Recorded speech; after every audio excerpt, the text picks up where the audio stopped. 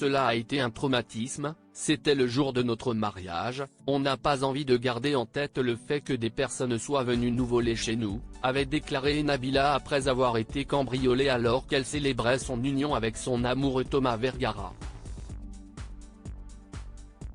Aujourd'hui, le procès des deux auteurs s'est déroulé et la justice a rendu son verdict. Le 7 juillet 2021 aurait dû être le plus beau jour de la vie de Nabila et Thomas Vergara. Le couple célébrait son mariage grandiose au château de Chantilly. Et alors que les jeunes mariés profitaient des festivités, leur chambre à l'auberge du Jeu de Paume avait été cambriolée.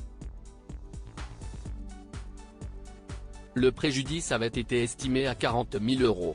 Ce mercredi 6 décembre 2023, plus de 2 ans plus tard, 2 hommes ont été jugés au tribunal de Senlis, dans l'Oise, pour vol aggravé, comme le rapportent nos confrères du Parisien. Les cambrioleurs de Nabila condamnés, les deux hommes, âgés respectivement de 35 et 36 ans, ont été condamnés. En effet, les prévenus ont tous les deux écopé de 16 mois de prison ferme. Toujours d'après les informations du Parisien, l'un d'entre eux, Mohamed B, était déjà incarcéré pour une autre affaire et a ainsi été maintenu en détention. L'autre homme, Samir K, fait quant à lui toujours l'objet d'un mandat d'arrêt et ne s'est pas présenté au tribunal.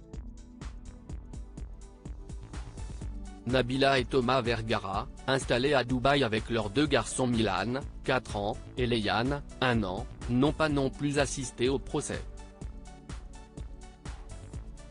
Des bijoux et autres objets de luxe dérobés. Retour sur cette soirée magique qui a tourné à l'enfer pour Nabila et Thomas Vergara. Ils se sont dit oui devant leurs proches, mais aussi et surtout devant les caméras d'Amazon Prime puisque leur mariage avait été filmé dans le cadre d'un documentaire sur l'ancienne candidate de télé-réalité devenue influenceuse et businesswoman baptisée Nabila, sans filtre, comme son livre. Alors que les appareils étaient focus sur les deux stars de la soirée, les cambrioleurs en ont profité pour dérober bijoux, cadeaux, vêtements, cartes bancaires et autres biens matériels d'une valeur initialement estimée à 150 000 €. Une grosse frayeur pour le couple, d'autant plus que leur fils Milan dormait paisiblement sous l'œil de la nounou dans la chambre mitoyenne à celle où a eu lieu le vol.